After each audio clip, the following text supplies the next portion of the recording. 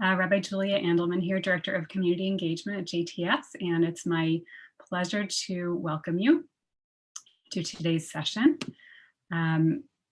which is entitled Gifts of Wisdom, the Historical Traditions and Values of the Ethical Will, with our own Dr. Stefanie Siegmund, Women's League Chair in Jewish Gender and Women's Studies. And to welcome you again to the larger series, Living a Life of Meaning. Particular welcome to any first-time attendees, and if you would like to view our past sessions, you can do that on the website using the links that you received from Lynn Feynman today. Okay, on that note, I'm going to turn things over to Tani Schwartz-Herman to give us some instructions about Q&A and chat. Thank you, Rabbi Andelman. So just to go over a couple of technical issues, Dr. Siegmund will pause a couple of times throughout the session for Q&A, and we'll also have some time at the end of the session for Q&A.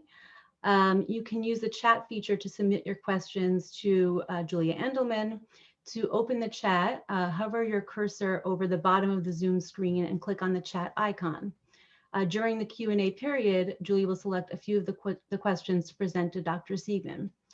Please note that you will only be able to chat with JTS staff. You will not be able to send messages to the group or to Dr. Siegmund. For any technical or logistical questions, please initiate a private chat with either myself or Lynn Feynman, the JTS staff that are on the session. For those of you who have only called in, you will unfortunately not to be able to ask a question. Please consider joining via Zoom for future sessions. The sources for today's class were in the email that you received with the Zoom link this morning. We will also post the links shortly in the chat. We'll also be screen sharing the sources as well.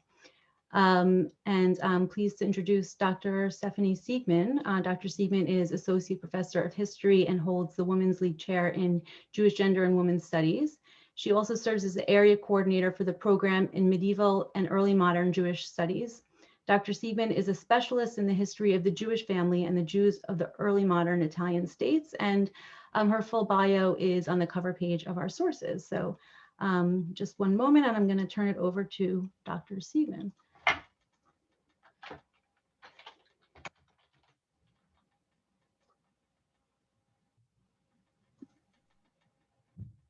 Good.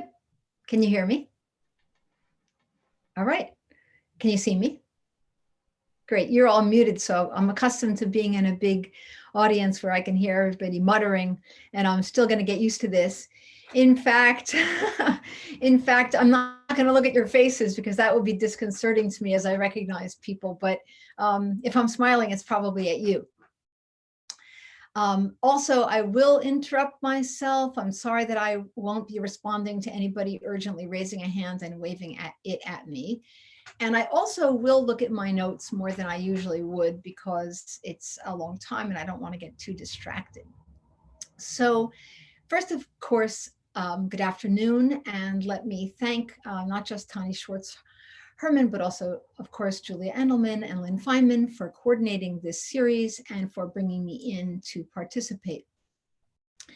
In my lecture today, I am discussing medieval and early modern Jewish values as reflected specifically in the lives of two people through texts that they wrote, or one of them dictated. One of these people is a man from medieval Ashkenaz, from the Rhineland, and one is from late Renaissance Italy, actually early modern Italy, the 16th century. The specific texts that I'm going to share with you, pieces of them, draw on come from two types of sources that historians use. The less common is the ethical will in the title of our talk, which was a letter designed to be read aloud, read after the death of the author by family or sometimes by a disciple. The second text is the more common type, the legal instrument, the last will and testament, not too dissimilar from what we have today. I'm a social historian, as you heard from my bio, and not a student of ethics or of philosophy. But if this were a seminar of 20 students or so around the table, I might like to read these texts with you to ask whether a particular teaching in a text has ethical value, even if we can discern in it practical, more than spiritual reasons. For example, what if we detect that the teaching there is designed to protect the children from illness or from bankruptcy or from jail? Or what if the teachings that are in the text seem to be designed to avoid an anti-Jewish response from non-Jewish neighbors, a response that might endanger the larger Jewish community? What if you can see really good social engineering for within the community that might chill dissent or deviation from the norms? As I said, we're not going to discuss these larger issues very much, and I may teach you more about medieval and early modern Jewish history, but I know that these questions are on our minds and in the background. So, how do I plan to proceed? I'm going to introduce you to two individuals. We have 14th century Elazar ben Shmuel of Mainz, and we have Ginevra Blanes of Florence. The two actually have nothing in common that I can think of, except perhaps this. They both lived in a decade that saw expulsion, displacement, and then reconstitution of the Jewish community in their area. Mind you, expulsion, persecution, and displacement are not everyday occurrences in medieval and early modern Jewish history. We can get into that another time if you take a class of mine, which I invite you to do, but these are particular decades for these individuals. Elazar lived in the Rhineland in the wake of the Black Death, the Great Plague of 1348 to 1350. Ginevra Blanes lived in Florence, and she writes her will just years after all of the Jews in all of the towns of Tuscany have been expelled, and the Jews have been moved into a ghetto, a newly built ghetto in Florence. As these two individuals, one male and one female, 2 centuries apart, contemplated their death, they articulated their personal values. And using the two devices, literary devices that I'll be discussing, I'll show that they were using their words to try to have an impact on the next generation in two very different ways. We're going to begin with Elazar ben Shmuel of Mainz in the Rhineland, who dies in 1357 under unknown circumstances. Not only was there the Great Black Death of 1348 to 50, which affected Jews as much as Christians, despite rumors to the contrary, but there were rumors. And the rumors were that the Jews had poisoned the wells and otherwise infected the Christians, leading to the rapid spread of this plague. There were many expulsions at the time, in addition to attacks, physical attacks on the Jews. They were scapegoated. And as a result of that wave of attacks in Spanish and German territories primarily, there were localized expulsions.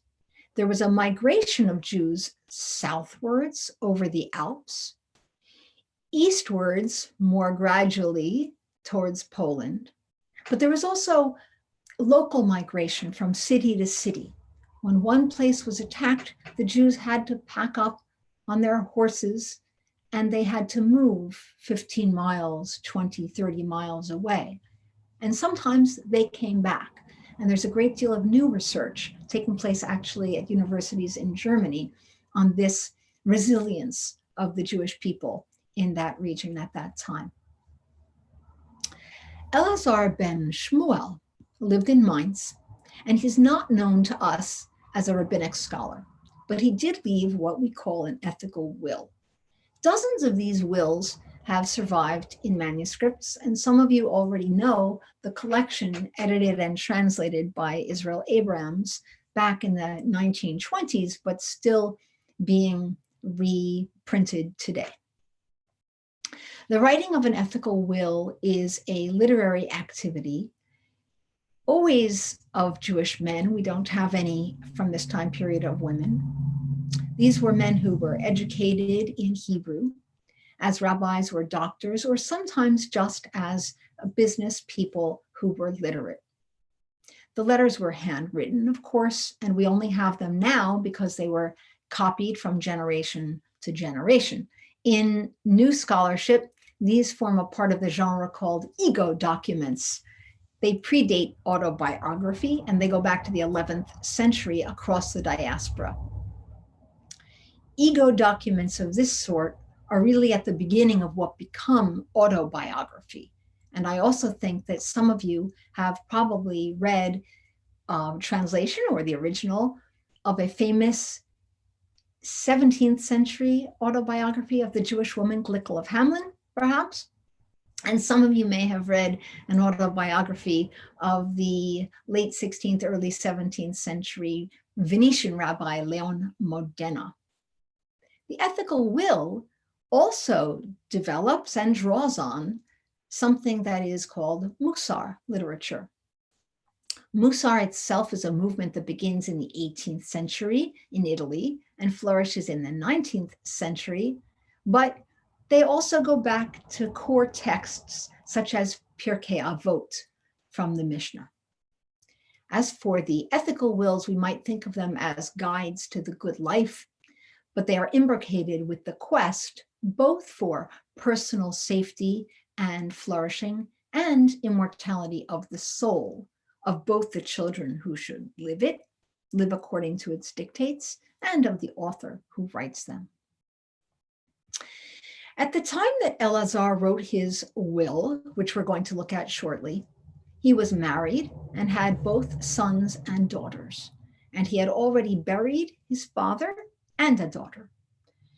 And as we know from the preface to the manuscript on which the letter was preserved, there would be grandchildren in the future. So I'm not going to stop yet for questions, but if you wouldn't mind nodding your head so that I can see that you're still there. Good. Got it. I see you there. I see you, Carol and Ernie. Gotcha. Anybody else I recognize? Okay, let me just see who's out there. Great. Okay. Now, a couple of quotations from this text, which begins, "My grandfather's testament to his children, and as it is a good rule for every God-fearer, I will write it here so that everyone may behave accordingly. These are the things that my sons and daughters shall do at my request. They will arise and set at the house of prayer, paying special attention to the tefillah and the recitation of the Shema. After prayers, they should busy themselves a little with Torah or with Psalms or with good deeds." The themes of the letter, which is several pages long, emphasize personal piety, prayer in the synagogue, and on many occasions throughout this document, modesty, tzniut, continence, the study of Torah, the gemilut chasadim, the good deeds, and tzedakah, such as they should never turn away a poor man empty-handed, but must give, whether a lot or a little, and if the poor man asks for lodging and they do not know him, they must give him enough to pay for an innkeeper. Texts which are familiar from the Talmud. The letter does not describe a life, though, of full-time scholarship. Rather, the religiosity of both men and women in the family is focused on this personal virtue, character development.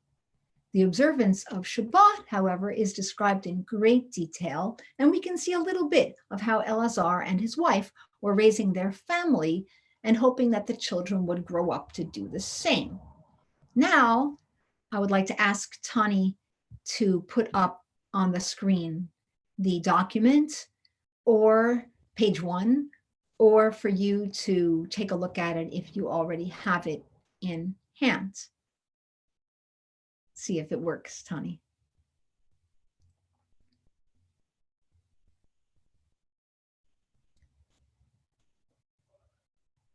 Yes. Can you maximize that?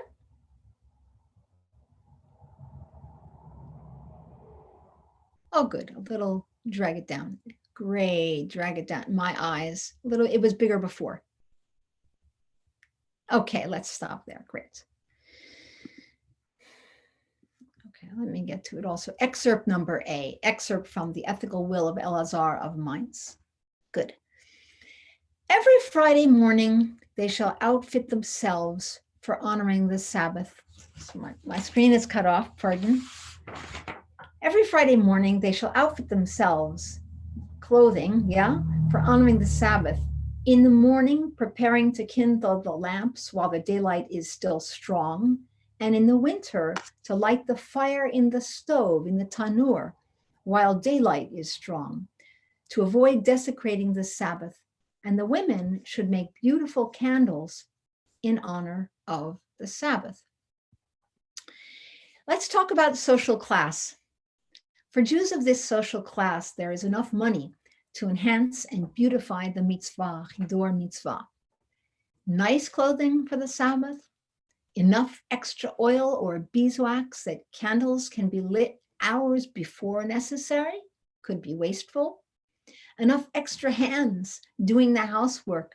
Jews of even Elazar's class had servants living in their homes or coming in for the day.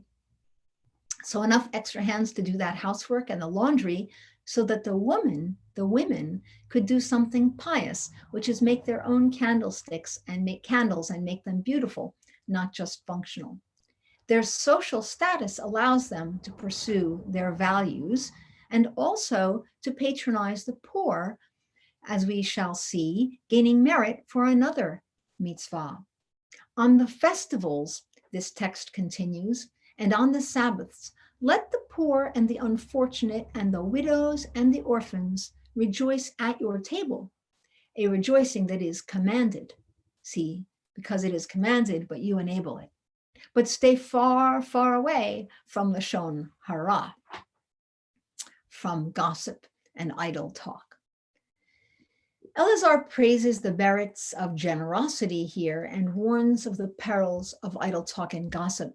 And note, he is addressing this to both his daughters and his sons, as he does most of the ethical will. He ignores or resists the Talmudic dicta that make out women to be lightheaded and gossips. Men are too.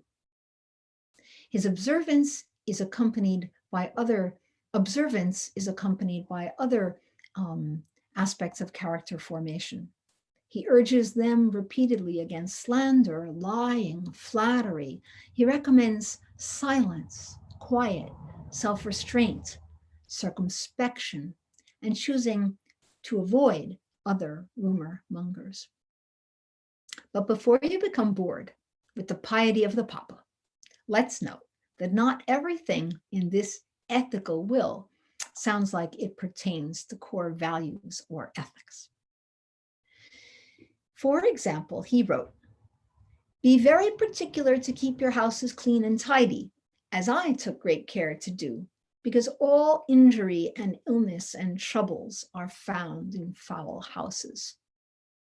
This seems like good practical advice, not ethical, although it may be religious and spiritual advice, because the very injuries that he speaks of, mazikin, could also be translated as evil spirits, in which people, including rabbis, believed.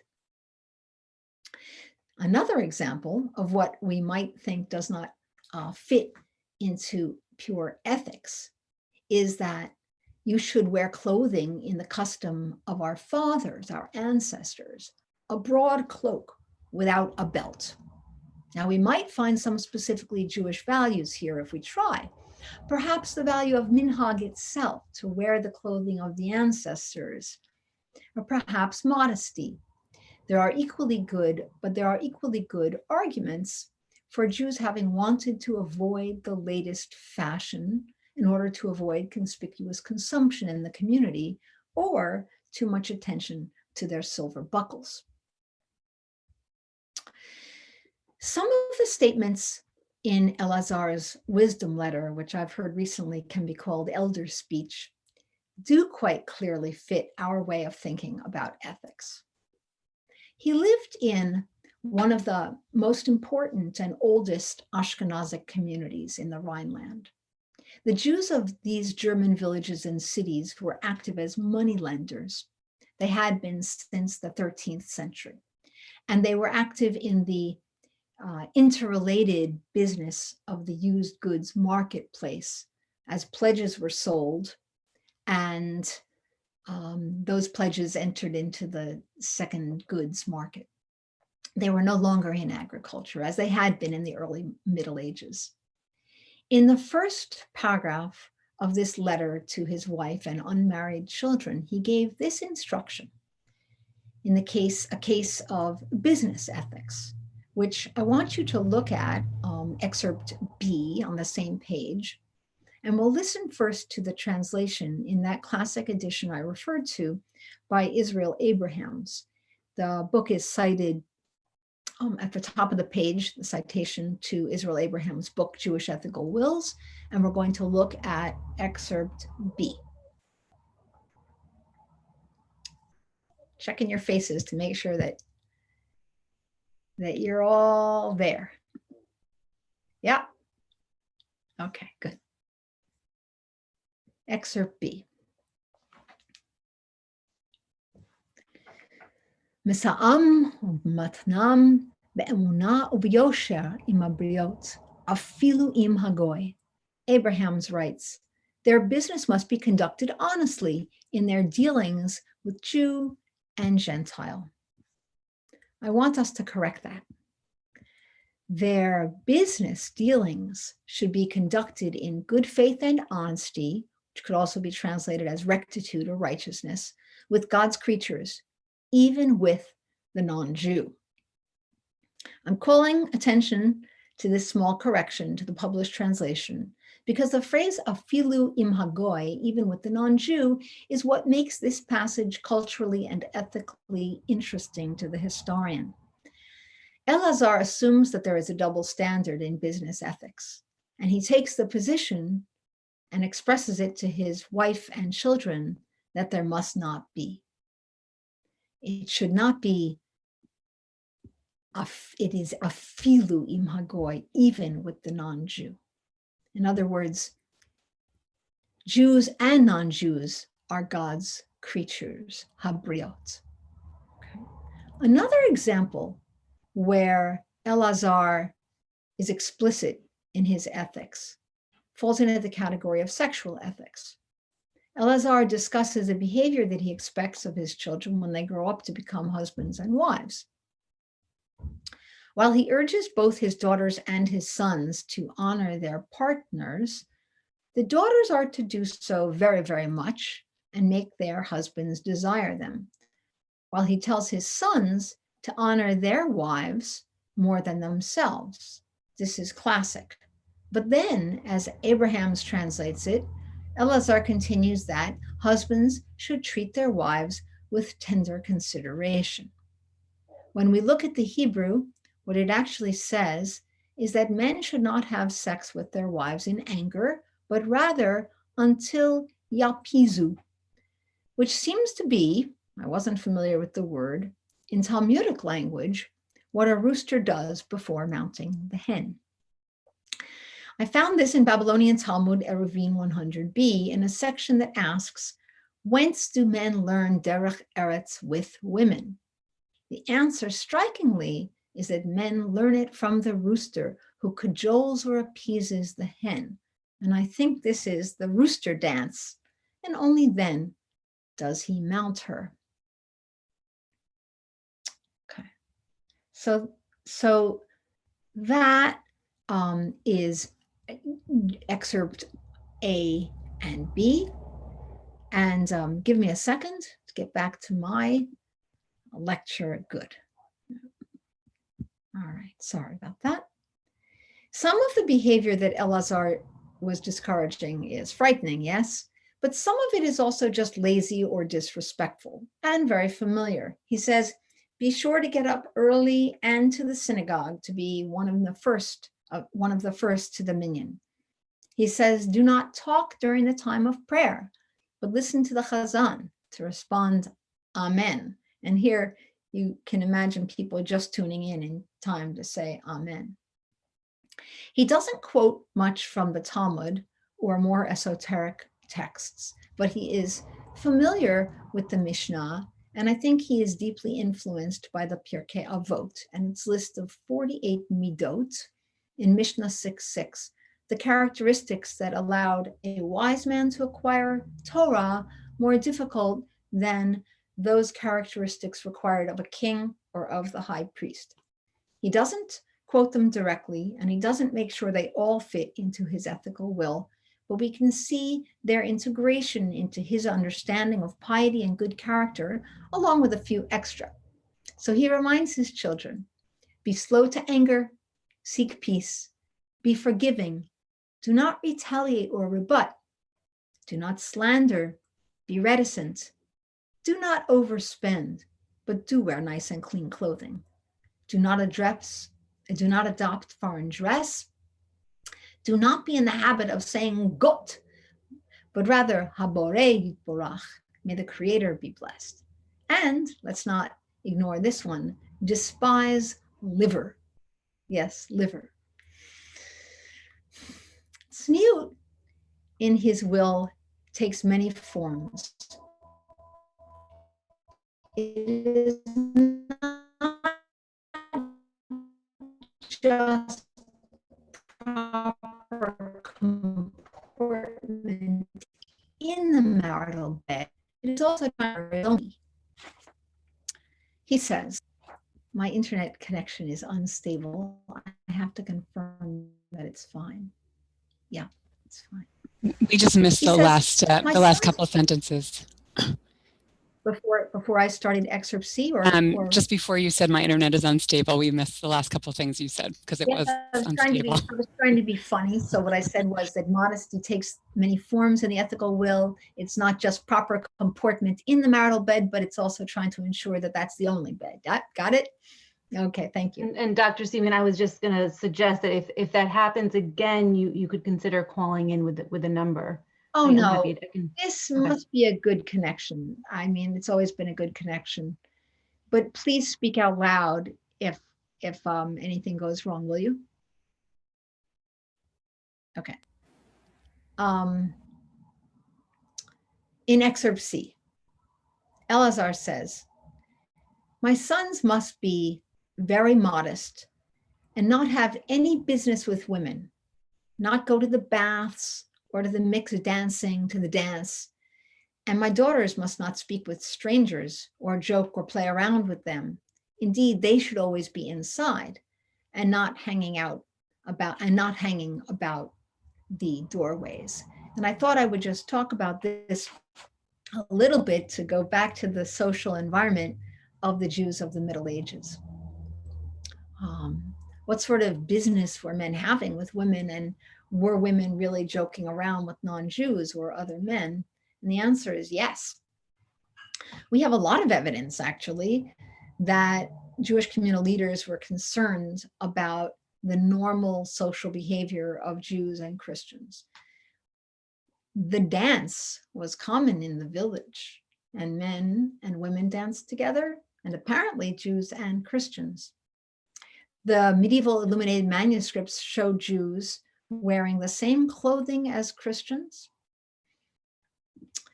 And we know of gambling, playing at dice, playing at gadi, playing a game like chess, also referred to in this ethical will, with Jews and Christians, sometimes Jews hosting a game in their own house.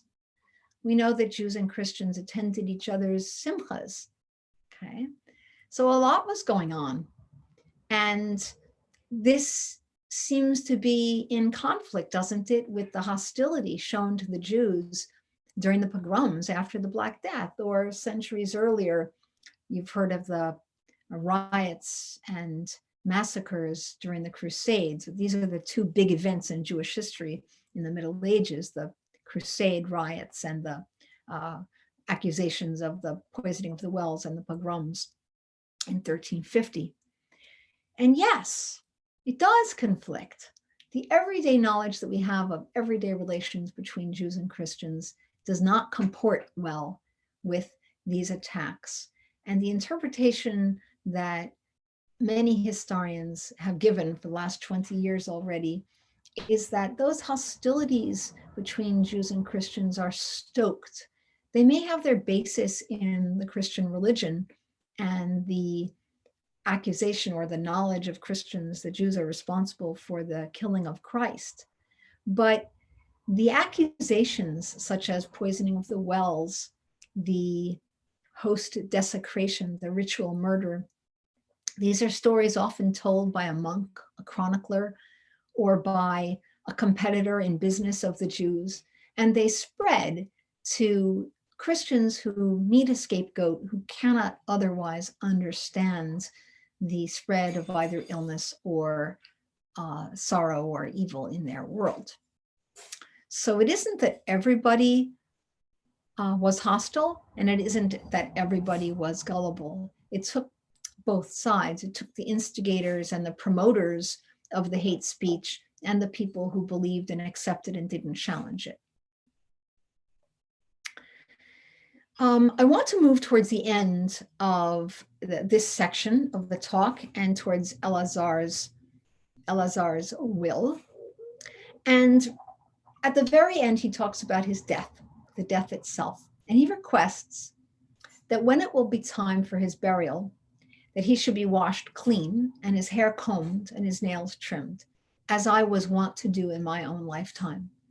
And he says, if it is difficult for the ordinary washers to do this, and he doesn't explain why that might be, let a poor man be paid to do it carefully and well.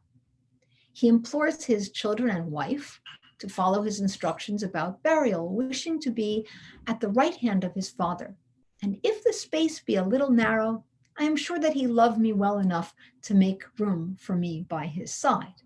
But if there isn't, he concedes his preference then to be buried at his father's left hand by his grandmother Yuta, and failing that, by the side of his daughter whom he's already laid to rest. Those are the last words of the will. He does not refer his soul to God. He does not end with praise and blessing. He anticipates, I would suggest, in this literary piece of will, the proper placement of his body in line with his ancestors, just as he is attempting to align the behavior of his children with that of his ancestors, or at least with his idealized memory of his ancestors. So, as promised, I'd like to stop here for some questions and comments and thoughts, and then we will return actually to the last excerpt from this ethical will before we move on to talking about Ginevra Blanes' will and the similarities and differences that we see in these two forms of Jewish literature. Okay, and does everyone hear me okay? I had to switch to mic and headset. Can you nod if my volume, if you can hear me okay? Okay, great. So I have a question from Tybal who asks, why would even non-Jews mean necessarily that this was contrary to the usual idea? Couldn't it just mean that the author wanted to be totally clear, paralleling the way the Torah or rabbinic literature covers classes of people? Okay. I think that the need to cover the minority implies that they're not included in the majority. So I think that when we single out and name a specific group, what we're saying is that we're not sure that they fit into the larger group. Well, that's what I meant by it. So Habriot means creation, the people that God created. And you and I know that all people are created by God. And I think they might have also all known that, but Elazar is making perfectly clear that Christians are in that category because you know that in lending money, there's a distinction made between whether you can take profit from the lending to a Jew and the lending to a Christian. Now, this might or might not be an ethical issue, but you can take according to Jewish law, interest from a Christian and not from a Jew if you're a Jewish moneylender. And the way that that was understood and debated a little bit by the rabbis was whether or not we were all brethren. All right. So Habriot, the God's creatures, definitely includes all people. But if that's really obvious to everybody that you need to be equally ethical with everybody, why would you need to say afilu hagoy? That's my answer to that question. That usually the majority don't even name themselves at all. All right. We're white, but we don't say there was a white person in the room. All right. We say there's a black person in the room. And try not to say that anymore, right? Or now you can say it on purpose. But it used to be, at least until recently, and in many circles, that Christians in a room would say, oh, I was on a subway once, and I heard some Christian, this is a long time ago, but I heard some Christian tourists, I knew they were Christians because they said, do you see the Jew over there? Okay, looking over at a Hasid in the corner of the subway. So what I'm trying to say is, I think, there's probably room for disagreement and the other interpretations, but the way I was reading that is that if you specify afilu hagoy, you're saying that it's not obvious that hagoy is one of the briot. Great, thank you. I'm getting some more questions about Jews and other peoples, and I'm sorry that I can't raise all of the questions, but let me ask me a little bit different. This question came from Alvin, who's asking, is this will typical of the time? Is it known to us for any special reason? Thank you, Alvin, for the question.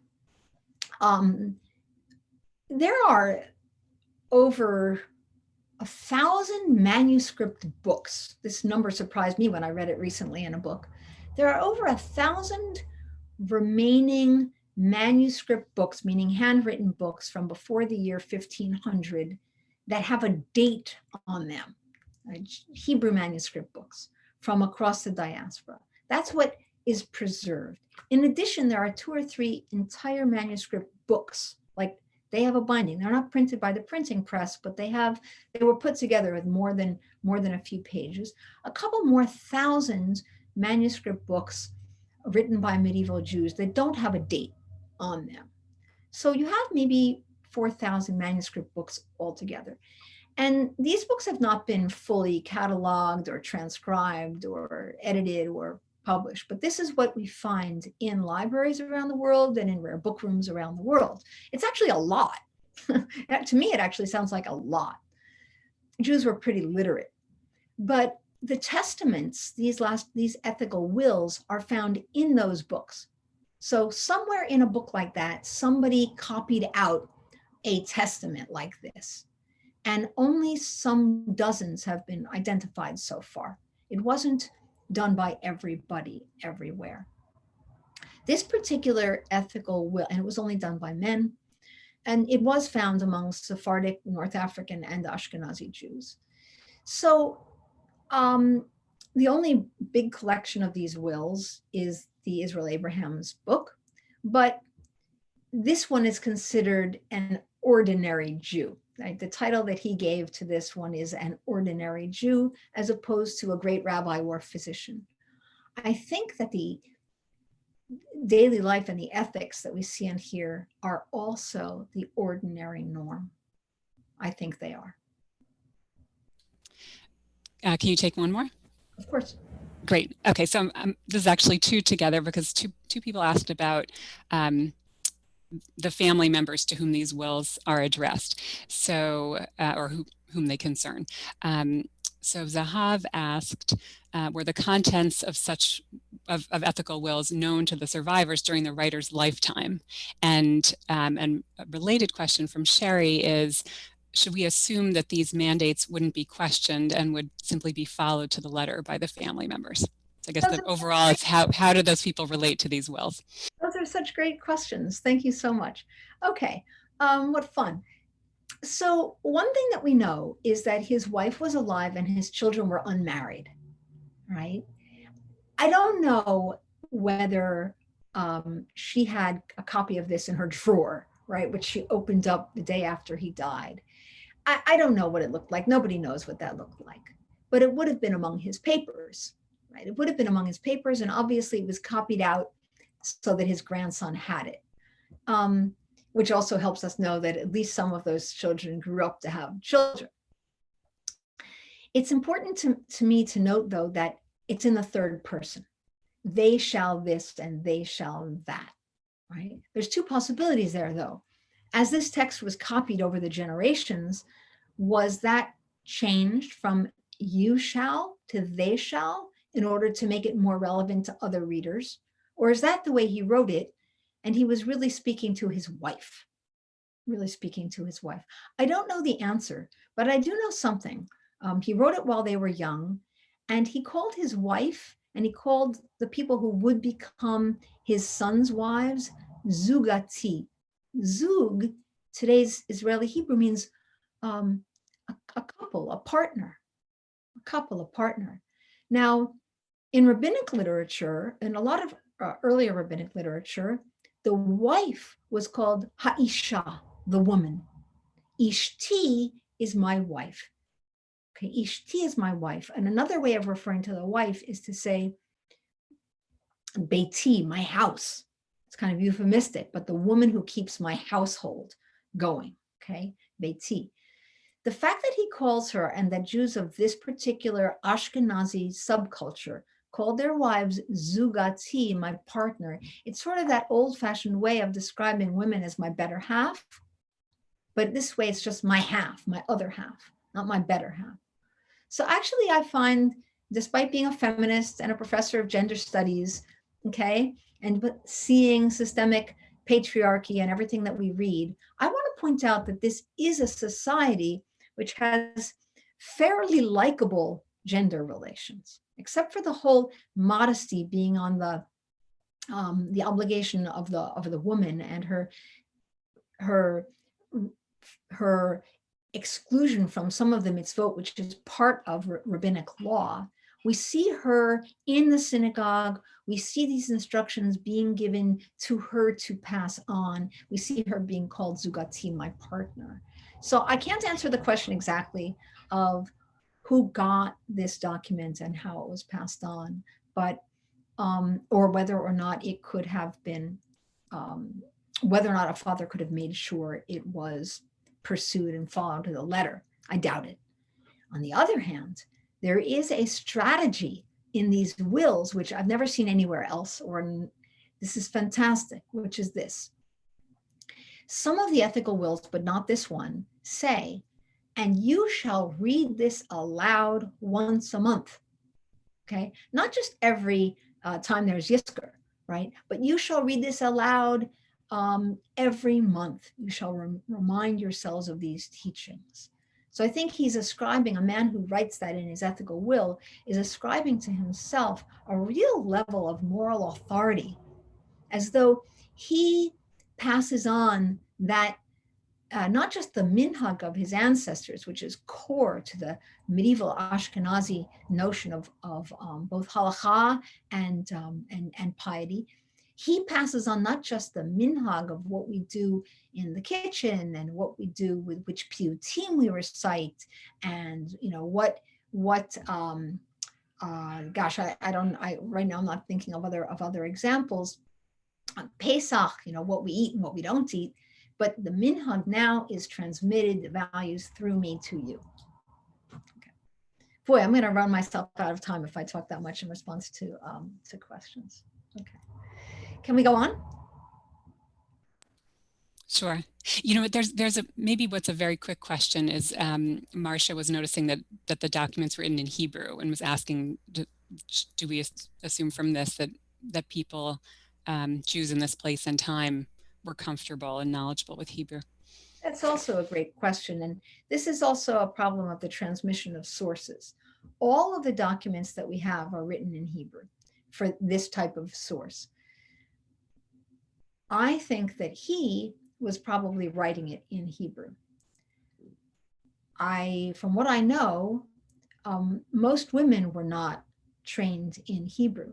On the other hand, the text itself says the daughters must learn Torah. They must live in a place where sons and daughters can be taught Torah. And they have to both hear it and study it.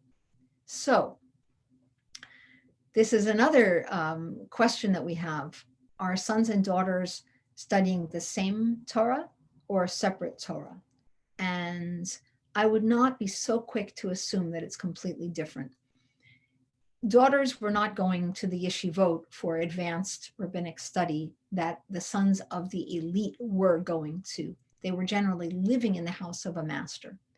They were not necessarily going to a school, except insofar as that means a boarding school.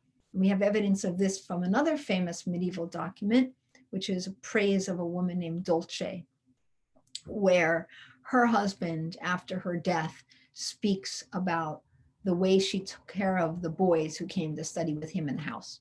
All right. So, okay, this is just like an enormous course that I could teach on medieval Jewish women and the family, and I can't do it now. I think that some of the men who wrote these wills were rabbis, they were physicians, they knew Hebrew, and they wrote to each other in Hebrew in short. Other people might have known some Hebrew, and they certainly knew Hebrew characters and how to pray in Hebrew and interpret their prayers. It's the best I can do right now. Anything else really short? There'll also be time at the end for continued conversation, which is not just about the texts that we're looking at. But things Why don't you go ahead? Yeah. Things are about to get a little complicated in my talk. Okay, so take a deep breath. Okay, we are going to look now at the second page. Sharing excerpt D and a section from Maimonides with you. Next page. Okay, so this might be the previous draft, but that's okay. We're looking at excerpt D, and then we'll look at the next page, which has the Maimonides section on it. Let me read this out loud to you, if you can see it. Yeah, I'll do it in English first. My sons and daughters, if they can arrange it in any way, they should live in communities so that their sons and daughters may hear and learn Torah. B'nai uvnotai im yochlu b'shum panim yaduru b'kihilot lema'an yishme'u u'lema'an yilamdu b'nehem uvnotehem Torah. So my sons and daughters and their sons and daughters must live in communities, kihilot. Good. The next page, please. Good. That's what I want. Perfect. Okay. In Maimonides' Mishnah Torah, written in the 1170s in Egypt, but a text that Elazar might very well have studied, in Sefer Hamadah, the book of knowledge or the book of human disposition, we have the following very important passage. In any city where these 10 things are not found, a scholar is not permitted to live there. And here are they. And the scholar in this case is Talmid Chacham. Okay, it doesn't mean a wise man, it means a scholar. These are the 10 things. Maimonides was a doctor. He was a physician, as well as a philosopher and a legist, and possibly also a merchant. A physician, a doctor, a surgeon. A physician is the scholarly one. A surgeon is the one who does the operations. A bathhouse, and by this he means an actual place where people go to bathe and get cleaned. A lavatory, we know what that means. And then these are in boldface because they are more religious, of religious import. Running water, such as a river or a spring. A house of worship, a school teacher, a scribe, a treasurer for the distribution of tzedakah, and a court with the power of corporal punishment and fines. And some of those words are unusual, and they're all in the Hebrew now, and we don't need to translate them. Okay. So of this list, of these 10 things that a scholar needs to have in order to live, which ones might be relevant to Elazar's instruction that his children should do anything they can do in order to live in a community, a kihila? And why would that be a question at all? If you'll recall, I mentioned that Jews often had to flee a town and set up shop someplace else. And he's asking them to do this in another kehillah, another organized Jewish community, if possible. Why wouldn't they do that? Was there really no place that had an organized Jewish community that they could go? Well, actually, they, like the scholars Maimonides talked about, had choices, and they might pack up, petition a local ruler, a bishop, or a count in another, a nobleman in another region, and set up a contract in order to try to live there and lend money at interest in that area, all right, under the governance of that bishop or count or other noble family. If they do that, they're on their own, and Jews did do that. They set up their own little synagogue in their house. They might have had a very small group of people who could possibly make a minyan or not. They slaughtered their chickens in their backyard, and maybe they didn't eat red meat, and they lived. They might have a mohel, a circumciser, who would travel around and circumcise any children, any boy children who were born. But Elazar is urging them to live in a community.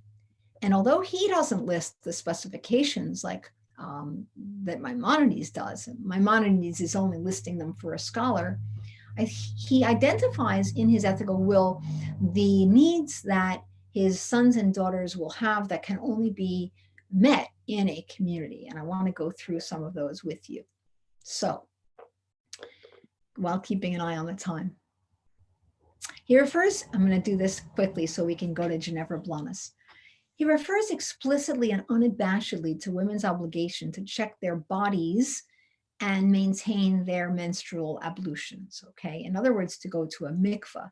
In Ashkenaz, archaeologists have found that there were mikvaot underneath stone houses of wealthy people, but in cities only. For Maimonides, this is his running water that he refers to, that there must be. Second, Elazar makes frequent references to prayer in a synagogue, okay, with the chazan, not to do it on your own, in your own house. There are spontaneous prayers referred to in his ethical will, but the presumption throughout the ethical will is that men and women are together in a house of prayer, and the community has to be large enough and organized to have one of those, and even to have built such a house. And there are synagogues in Ashkenaz, for example, the Rashi Shul. The community also has to be large enough to provide for the education of his sons and daughters. Okay, in other words, there needs to be a school teacher in that place that he can hire to tutor his children. It requires that there are other families who are also hiring that tutor for their children, or even gathering them together. But his family is never going to be wealthy enough to have a tutor living in with them. Like, that is for the super elite. And this is what Maimonides said in number 7. There needs to be a school teacher.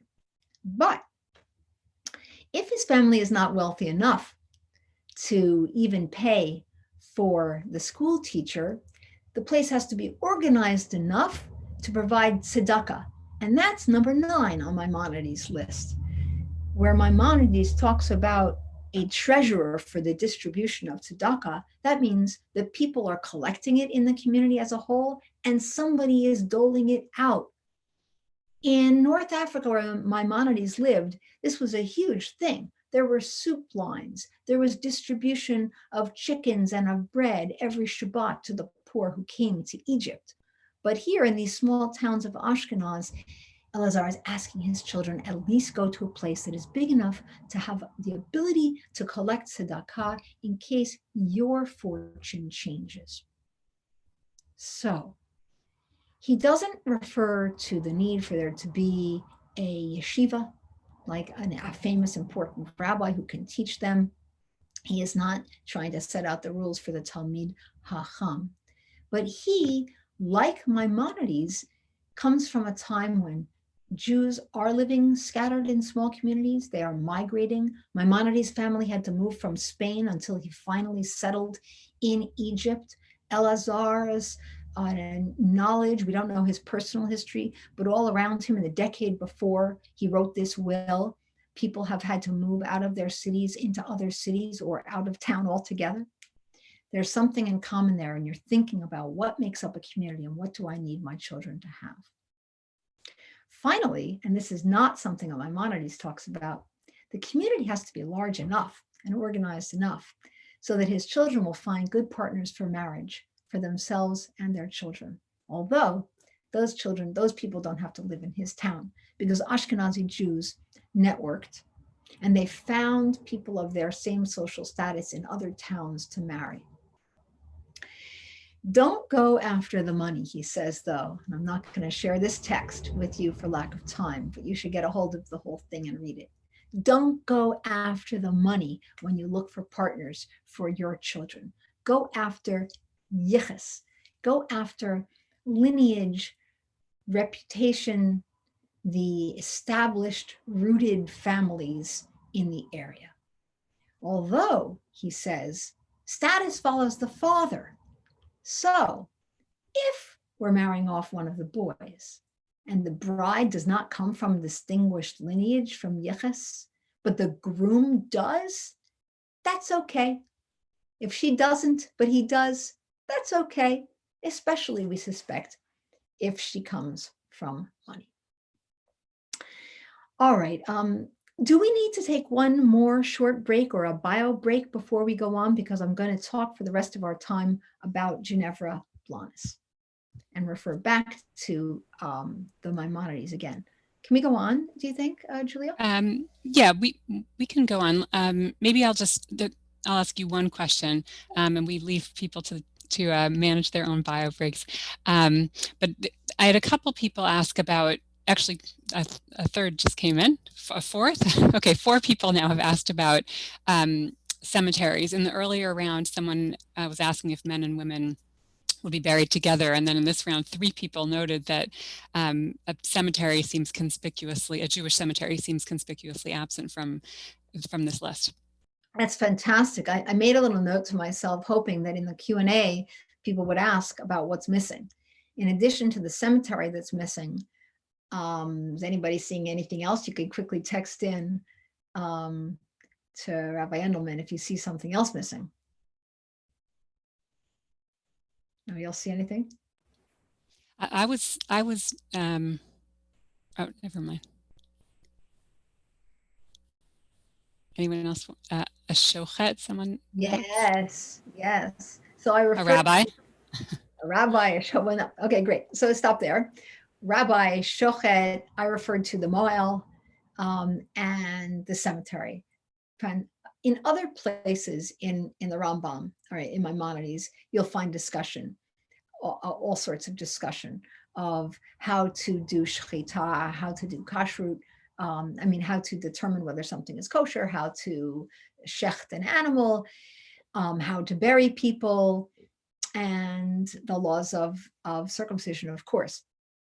But it is interesting and important that for him, you don't have to have a rabbi, and that's because there was no rabbi in a town, but there was a court. So look at number 10 really quickly. It's a court, and by court he means that there's got to be 3 people educated in Jewish law who can make psak din, who can make a decision about the law.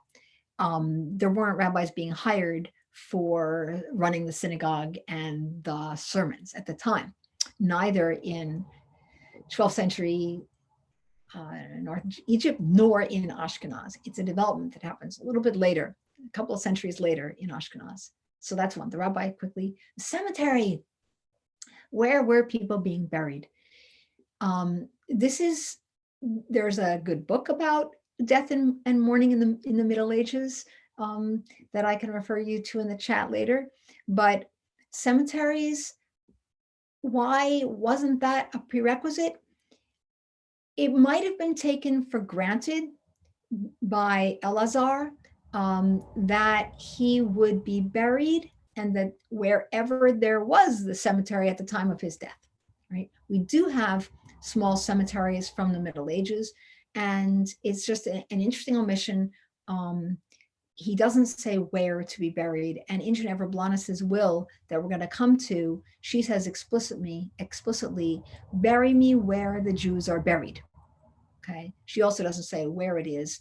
The shochet, people doing it in their backyards. Only with large communities do you end up find a professional shochet who has an abattoir where this is practiced.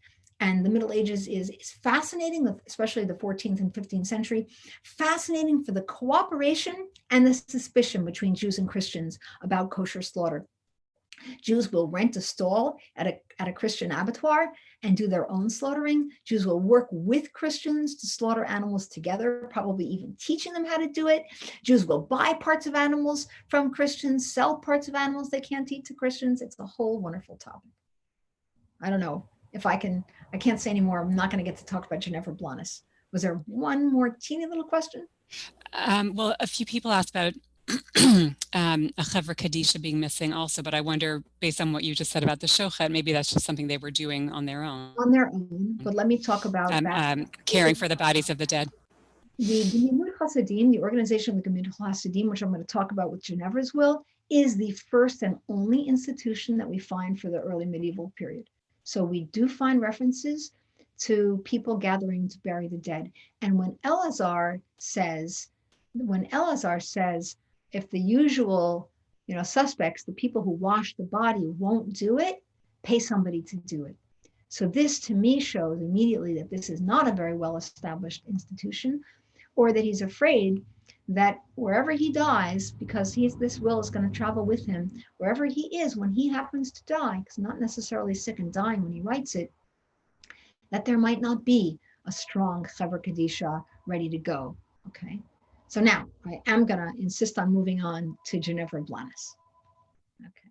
So let me take you to the next screen. Okay. Please don't get distracted by reading, because if you all are reading while I'm talking, you'll miss my talk. So in this, but I'm gonna talk it through and tell you what I need to tell you as we talk this through together. Just gotta find it. Okay. Ginevra Blanes was a woman who lived in Florence, and she wrote this will before notaries and Christian witnesses in 1574. I said in the beginning of my talk that she had something in common, but very little with Eleazar, and that was that she lives in a period of disruption and reconstitution of community. And I have called her in passages in the book that I wrote about the Jews of Florence, a founder in the community. And I hope to show you why. The community of Florence was created of several hundred Jews who had been expelled from small towns in Tuscany. And they were expelled by Duke Cosimo I in 1571 and brought to a ghetto which was constructed for them. And the Duke gave them a self-government subject to his will and one of his agencies. And they were allowed to have a synagogue. And they lived there by night, but did not have to be there by day. And they were a community of small business people and artisans. The very wealthy didn't come, and they didn't move into the ghetto. They went to wealthier cities that were not yet ghettoized. Ginevra is the granddaughter of a famous and important Jewish physician. Her own father died, and she was raised by her grandparents. She was married to a man about whom we know little, because he was a young man who went off to medical school. We don't hear a lot about him later. And at the time of writing this real will, she had no children. And women most commonly wrote wills, if they did, Christian and Jewish women, when they became pregnant, because childbirth was dangerous, and the woman was most likely to die in childbirth at any other time in her life until her old age.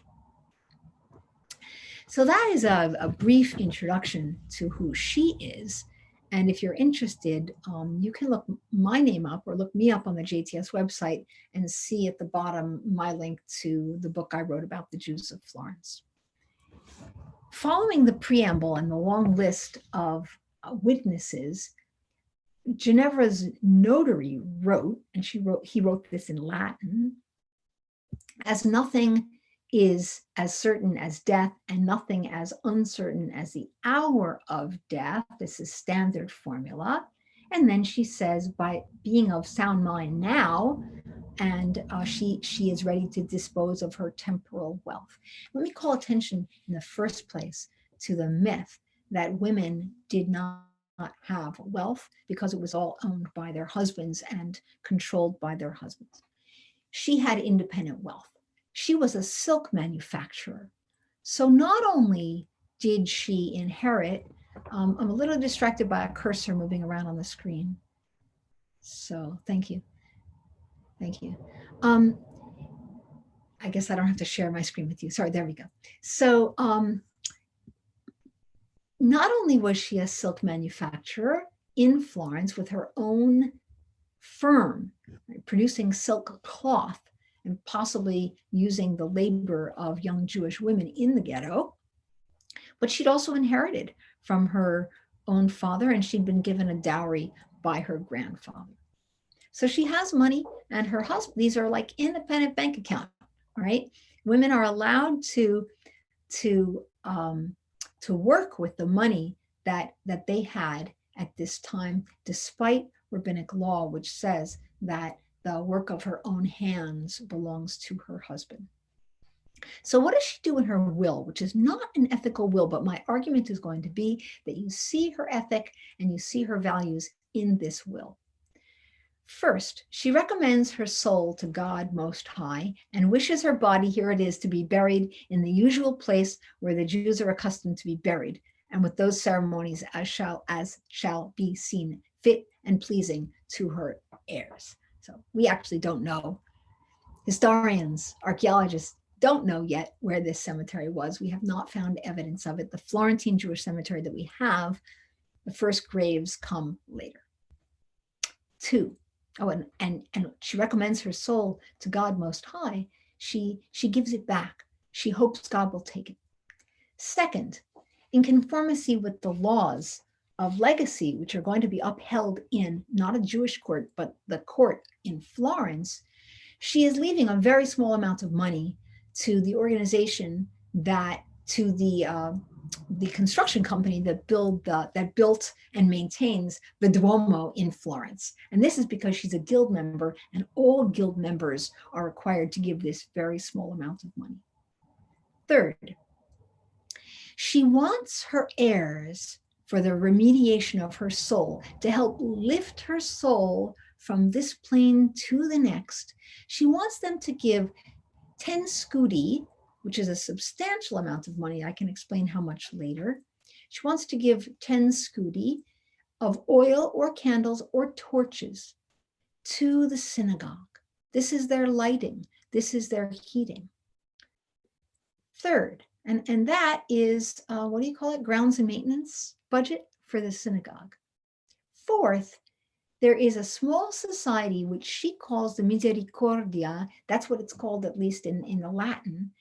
The Florentines have it too. That is your burial society. That is your Gemilut Chasadim, your Hevkadisha, which takes care of the dead and possibly the poor. It is the first and only organization in most small Jewish communities. And she's not a member. There are only men who are members, and we don't have their names. And this must predate the ghetto, because here it is 3 years after the Jews are in the ghetto. We have this society to which she's giving the same amount of money, 10 scudi. Fifth, now this is the one I want you to notice first. She's dispersing, asking them to disperse 10 scudi for the instruction of Jewish boys. When she says that she wants to pay for the instruction of Jewish boys, and she's assuming that there are poor families who need help with that, right? This is the tzedakah that Elazar of Mainz is looking for when he tells his children to go live someplace where there's tzedakah. But Maimonides said there has to be somebody who can disperse the tzedakah, right? I don't know if you remember, but we had to have somebody a treasurer for the distribution of tzedakah. We don't have that yet here. In Ginevra's new nascent community, and I'm not just relying on this will, this is my actual expertise. This is what I've written my book about, so I can tell you with a great deal of confidence. There is not yet a kuppah, a fund, an organization, a treasurer who will disperse funds. In fact, is my argument that this gift is one of the first gifts made. She might be one of the first wealthy people who anticipates her death. But this gift of 10 scudi is to be distributed among poor boys for hiring a teacher for them, right? Where there isn't one already doing such a thing in the city. And in the city of Florence, this is what Christians do. They have one teacher for multiple students who are not from elite families. They are beginning to try to educate everybody and not just the elite. In number 6, she's leaving the same amount of money to Jewish paupers. And you'll enjoy looking at how it gets dispersed over time. The poor are different from the ones who needed to be buried. And this is why I believe that the Gemilut Chasadim is the Misericordia, is the Chevra Kadisha, is only for the burial of the dead and maybe the distribution of things like a chicken to the poor. But here, this is for a substantial amount of money to be given to the totally impoverished in her new community. Bear with us. It gets interesting. 7. Now, this is not found in Maimonides' list of where a scholar needs to go, and this is not found in Elazar's list of what he expects to happen. The girls in the community need dowries. They need ketubot in order to be married. And in this section of her will, she states that 8 girls must be chosen. And each one of them is going to get 10 scudi for her dowry. Altogether, 80 scudi, that is 1/4 each year for each of 2 girls. They're going to get 10 scudi each. Is that enough for a dowry for a girl? Most wealth was moved with dowries in this society. So distributing 10 scudi for poor boys and 10 scudi for a school has to be compared to what should a dowry be. Ginevra's dowry was around 350 scudi, right? As was the dowry of her sisters and cousins, 300, 400 scudi. That's what the wealthy had. Her grandfather were physicians, and she was in the silk industry. The poor are supposed to get 50 scudi. That's like the baseline that we would expect the poor to get, but they didn't have that much. And so her 10 scudi was a substantial contribution for girls who would have had trouble marrying decently at this time. And we can see from demographic study that there was not early marriage of young men and women at this time. They had not yet collected money. Men were of the working class, were the artisan class and the laboring class, were often marrying at 24, 25, 26, trying to establish themselves, and not the Talmudic age of 18. And girls, instead of being married at puberty, 13, 14, 15, 16, poor girls were being married at 20, 21, 22, 23. And this one we're going to read out loud. By the law of legacy, she, Ginevra, leaves and bequeaths that her stated heirs should be held, after 6 years from the very same day of her death, to expend 20 scudi on a silver lamp and a curtain for the ark, that, as she states, the Jews shall call mine. In everything else, her universal heir is her husband, and if he is gone, her nephew. As I said, she has no children. So I want to look back or you don't have to look back, we can stay on this list, but I want to recall the text from Maimonides, and then I want to think about the relationship between personal values and communal values. Among the things that she funds for the first time in this community in a communal way, we have the house of worship, the synagogue. She is supporting it with the candles which are necessary for the lighting and beautifying it with the curtain for the ark and with the candelabra for the interior. And this, even though women are not equal participants in synagogue life, not nearly as much as they were a couple of centuries earlier in Elazar's time period. So she's supporting the synagogue.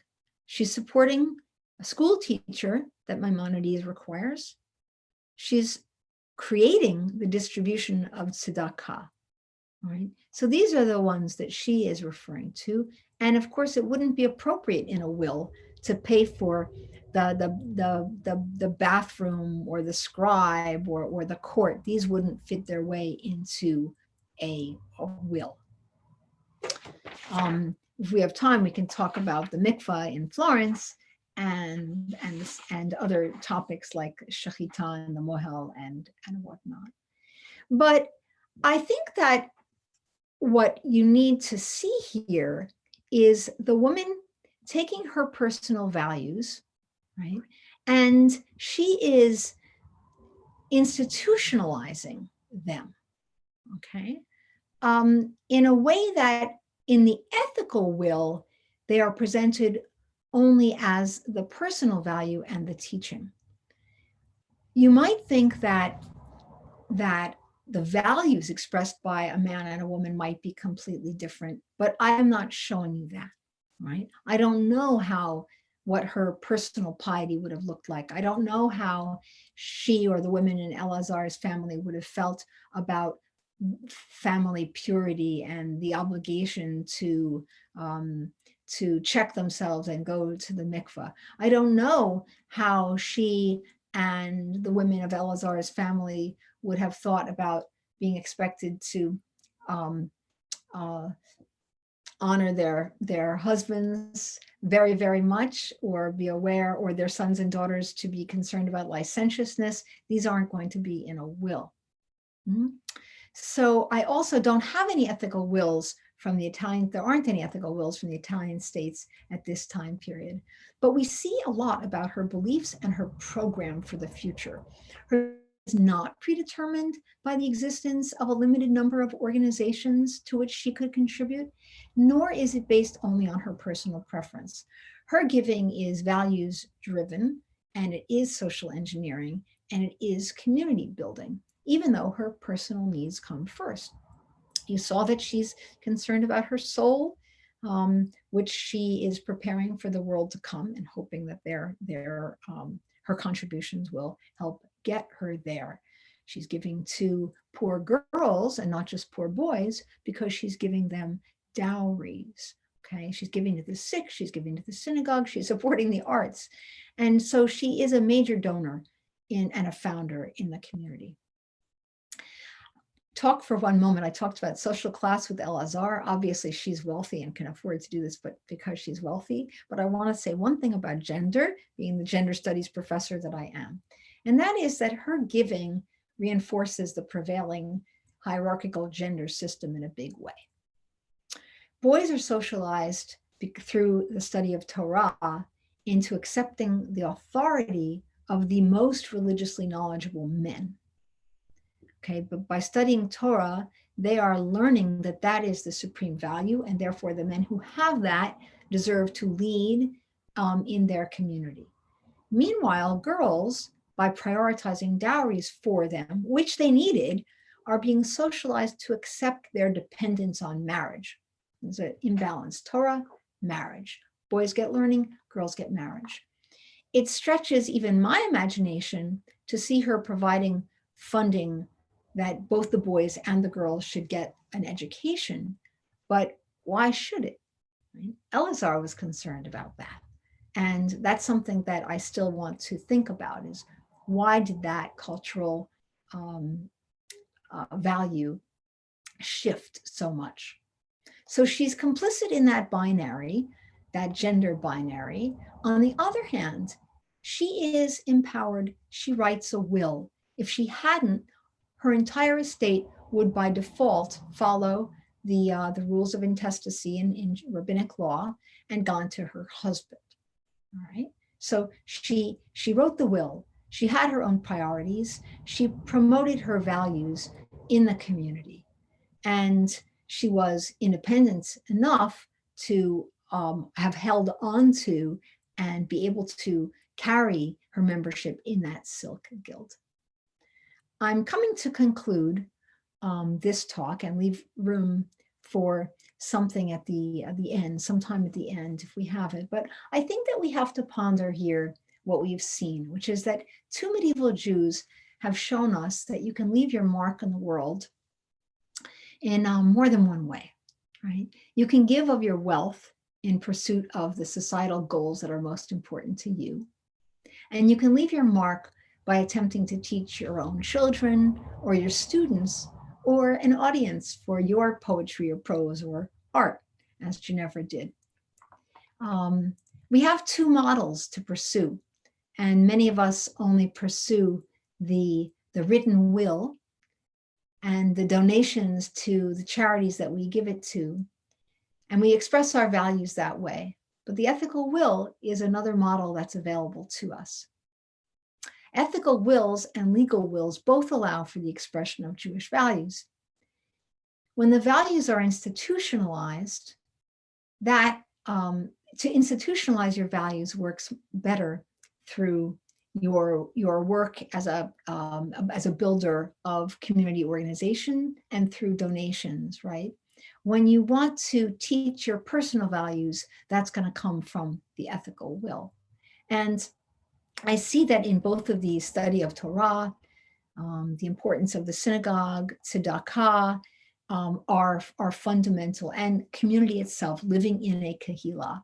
It might be obvious that these are Jewish values, and not all of the values that we will find in either of these texts are in fact valuable to us. We may even reject them, but they are fundamental. They are found both in the lives and commitments of the women and the men. So I want to just conclude with, yeah, I have 6 minutes. So I'll try to do only 2 and leave some time for question, for a final question and answers. The tradition, our tradition, offers multiple ways of teaching values. One is very explicit, the tradition of ethical and philosophical writing, right? Such as Pirkei Avot, such as medieval philosophy and early modern Mussar. This is limited to scholars, and scholars writing it and scholars studying it. The tradition of ethical wills, sometimes by scholars and sometimes by less elite men. And this passes through a family until somebody publishes it for a greater audience. And the writing of the formalized, notarized will. Living in a community was the foundation for Maimonides and the foundation for Elazar ben Shmuel of Mainz, who urged them to do everything they could to live in a community. And it was the foundation for Ginevra Blanes, who, having moved into this ghetto with the other 400 Jews from Tuscany, living there in that what must have been chaos for that first 3 or 4 years, guided only by a small set of men who had been chosen for the community by the Duke, she goes and sets up grants to start a Torah fund, the dowry fund, the charitable foundation. She makes contributions to the heating and the lighting, and she decorates the sanctuary. So I think that these examples help me think about how I might want to express my values, and more important than that, making me think about what my values actually are. And that's what I wanted to share with you today. Thank you so much. I want to see if we can squeeze in 2 questions in our remaining 4 minutes.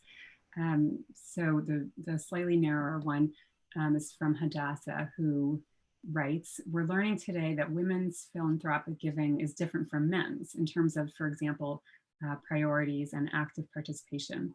A little louder, a little louder. Sorry. Hadassah is noting that we've learned today that there are different trends and patterns in women's philanthropy versus men's philanthropy, different priorities and perhaps more active participation. And she's wondering, when you compare Ginevra and other women to their male contemporaries, do you see similar tendencies or patterns? Oh, the first part was that we're learning not from my texts, but about today.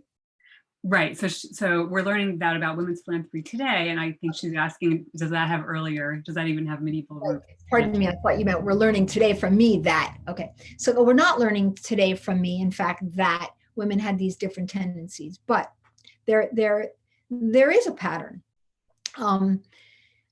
Elite men that I've seen from the 12th through the 16th century in different books I've read and documents I've seen, elite men own libraries, okay? And the libraries represent for them not only their wealth that they've spent their entire lives collecting these books, but also, of course, their values, the value of Torah study and the values taught in those books, and study itself, which is a value for them.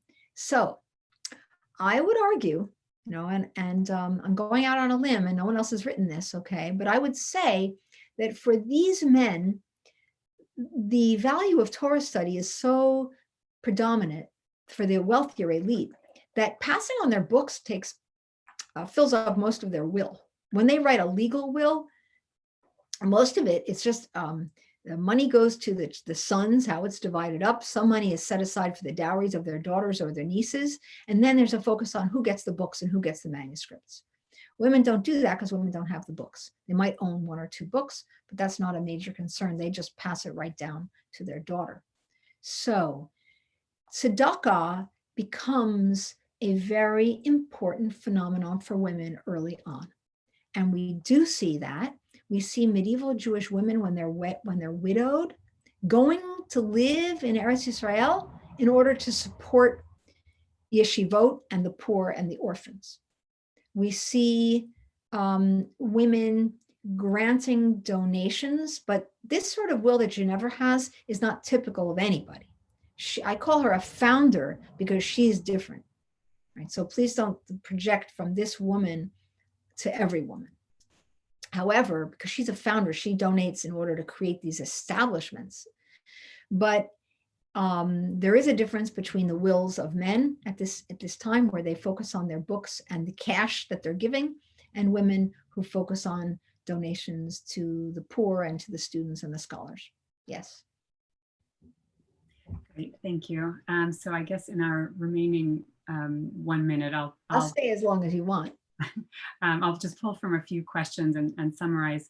There is today a kind of a new movement to write ethical wills, and their Jewish ethical will initiatives, and a handful of questions are asking, especially in a time like this when our values are sort of really sharpening as so much of the world is has become strange to us during this pandemic.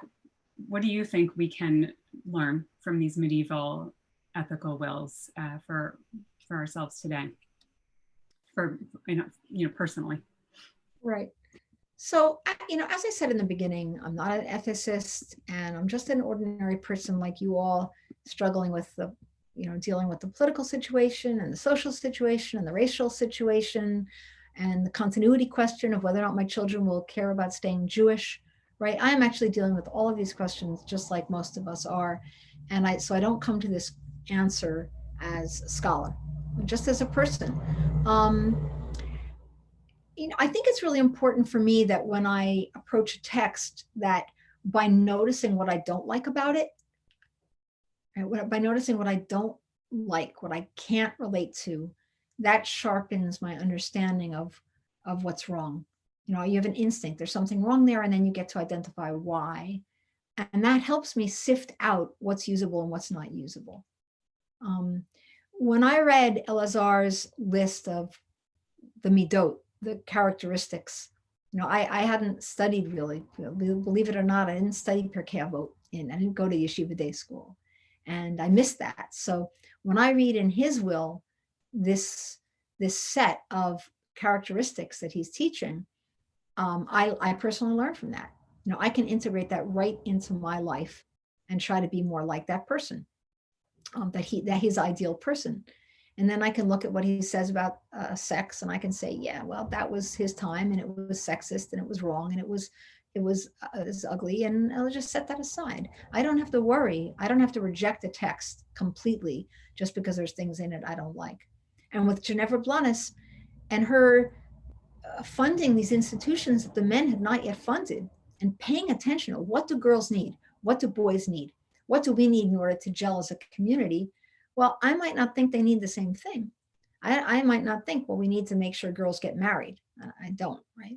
But I might think, wow, I need to be more empowered. I need to figure out what's important to me and do it. Right? Do it. Don't just watch other people do it. So those are the kinds of things that, you know, as an historian, move me when I look at the past. And that's why I want to get to know these people. Beautiful. Thank you. I think that's the perfect note to end on. You really, you helped me sort of crystallize right at the end there these, you know, these medieval examples of, you know, really thinking about on a personal level and on a communal level, what do I want to leave behind me? And we're asking ourselves those questions. And it's wonderful to see this heritage of ours. We're not the first ones to ask these questions. So thank you for sharing this very rich history with us. And again, thank you for teaching us today. And we shared in the chat a link to your bio page with the book. So hopefully, oh, my mic is at low volume. Hopefully people can enjoy your other works as well. I hope that everyone will join us for next week's session, which is Spiritual Meaning and Inspiration in Hasidic Teaching with Dr. Etan Fishbein. And we look forward to seeing you next Monday at 1 o'clock. Thank you. Eastern time. Take care, everyone. Thank you, everybody.